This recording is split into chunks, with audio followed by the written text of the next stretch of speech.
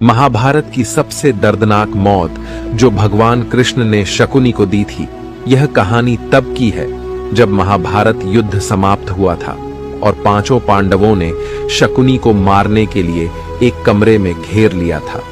तब शकुनी कहता है, मैंने सुना है मरने वाले की अंतिम इच्छा पूरी की जाती है। मेरी अंतिम इच्छा है कि क्यों ना हम फिर से एक बार चौसर का खेल खेलें। तब भगवान कृष्ण कहते हैं, ठीक है, पर इस बार खेल में खेलूंगा। तब शकुनी सबसे पहले अपने वस्त्र दांव पर लगाता है और हार जाता है। तब पांडवों उसका वस्त्र हरण कर लेते हैं। इसके बाद भी अपने 4 सोने के दांत दांव पर लगाता है और वह उन्हें भी हार जाता है, जिसके बाद पांडवों उसके दांत तोड़ देते हैं। अंत में भी अपना पूरा शरीर दांव पर लगा देता है और वह भी हार जाता है। तब पांडव उसका सारा शरीर तोड़कर अंत में उसको मौत की भीख दे देते हैं। आज कोई घमंडी ही होगा जो कमेंट में जय श्री कृष्ण नहीं लिखेगा। अश्वत्थामा के पिता द्रोणाचार्य पांचाल के राजा द्रुपद के बचपन के मित्र थे। वे दोनों महर्षि भरद्वाज आश्रम में साथ पढ़ते थे और घनिष्ठ मित्र थे। एक बार द्रुपद ने द्रोणाचार्य से वादा किया था कि वह अपनी समस्त संपत्ति उनके साथ बांटेंगे। कई वर्षों बाद द्रोणाचार्य ने कृपाचार्य की बहन से विवाह किया और उनका एक पुत्र हुआ, अश्वत्थामा। यह बालक गरीबी में पला बढ़ा और उसने कभी दूध तक नहीं चखा, क्योंकि द्रोण के पास धन संपत्ति नहीं थी। एक दिन द्रोणाचार्य की पत्नी ने सुझाव दिया कि वह द्रुपद से एक गाय मांगे, लेकिन जब वह राजा द्रुपद के पास गए तो उन्होंने द्रोणाचार्य का अपमान किया। कहा, तुम मुझे अपना मित्र कैसे समझ सकते हो? मैं एक राजा हूं, तुम एक गरीब ब्राह्मण हो, भिक्षा मांगो, उपहार नहीं। इससे अत्यंत आहत और अपमानित होकर द्रोणाचार्य वापस लौट आए और उन्होंने प्रतिज्ञा ली कि एक दिन वह द्रुपद के समान स्थिति प्राप्त करेंगे। वर्षों बाद जब पांडवों और कौरवों ने युद्ध में द्रुपद को पराजित किया तो द्रुपद को अपने राज्य का आधा भाग द्रोणाचार्य को देना पड़ा। क्या आप जानते हैं कि सहदेव ने अपने पिता का दिमाग सचमुच में खा लिया था? तो पांडवों के पिता पांडु ने मरने से पहले एक अजीब इच्छा प्रकट की। उन्होंने अपने बेटों से कहा कि उनके मरने के बाद पांचों भाई उनका दिमाग निकालकर खा लें, ताकि सभी पांडवों को उनकी बुद्धिमत्ता और ज्ञान मिल सके। तो पांडु की मृत्यु के बाद केवल सहदेव ने इस बात पे ध्यान दिया। जब पांडु अपनी चिता पे थे तो सहदेव को उनकी बात याद आई और अपने पिता का दिमाग निकालकर जंगल की तरफ दौड़ पड़े। श्री कृष्ण ने सहदेव को रोकना चाहा, पर उससे पहले कि वो कुछ करते, सहदेव अपने पिता के दिमाग का पहला टुकड़ा खा चुके थे। पहला टुकड़ा खाते ही उन्हें भूतकाल के बारे में सारा ज्ञान प्राप्त हो गया, दूसरा टुकड़ा खाते ही उन्हें वर्तमान और तीसरा टुकड़ा खाते ही भविष्य के बारे में सारा ज्ञान हो गया। तब से ही सहदेव त्रिकालदर्शी बन गए, मतलब उन्हें बीते हुए कल का, वर्तमान का और आने वाले भविष्य का सारा ज्ञान हो गया। हमारे हिंदू ग्रंथों के अनुसार बस कृष्ण जी और सहदेव ही थे जिन्हें आने वाले महाभारत युद्ध का ज्ञान था।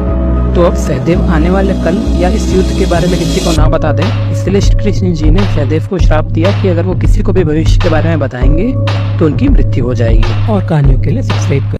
मरने से पहले इंद्र ने यहाँ छुपाए थे कर्ण के कवच और कुंडल। जब कर्ण ने कवच और कुंडल दान में दिए तो इंद्र देव उसे स्वर्ग न ले जा सके, क्योंकि स्वर्ग में पापी आदमी नहीं जा सकता। तो फिर कवच और कुंडल को धरती पे ही छुपा दिया गया। पुराणों के अनुसार सूर्य कोणार्क मंदिर के नीचे एक रहस्यमय गुफा में कर्ण के कवच और कुंडल को इंद्र देव ने छुपा दिया था। इस कवच कुंडल में इतनी शक्ति थी कि जो भी इसे पहनता था उसे हराना किसी के बस की बात नहीं थी। कहते हैं कि कलयुग के अंत में भगवान कल की इसे पहनेंगे और कली पुरुष से युद्ध करेंगे। साथियों, गुरु द्रोणाचार्य जी ने कर्ण को पढ़ाने से मना कर दिया था क्योंकि वो लोअर कास्ट का था। इस झूठ को आप भी सच मानते होंगे, क्योंकि यही टीवी सीरियल्स में, लिटरेचर में और ऑनलाइन ब्लॉग्स में बताया गया है। लेकिन अगर आप वेदव्यास जी की महाभारत पढ़ेंगे तो आदि पर्व में ही बताया गया है कि पांडवों, कौरवों और कई राजकुमारों के साथ कर्ण ने गुरु द्रोणाचार्य से ही शिक्षा प्राप्त की थी। अब गुरु द्रोणाचार्य जी ने ब्रह्मास्त्र देने से मना किया था, शिक्षा देने से नहीं, क्योंकि कर्ण अर्जुन से युद्ध करना चाहता था। तो कर्ण की खराब नीयत को देखकर उन्होंने ब्रह्मास्त्र देने से मना कर दिया, जिस पर कर्ण ने भी उनका आश्रम छोड़ दिया। फिर कर्ण परशुराम जी के पास गया ब्रह्मास्त्र की शिक्षा लेने के लिए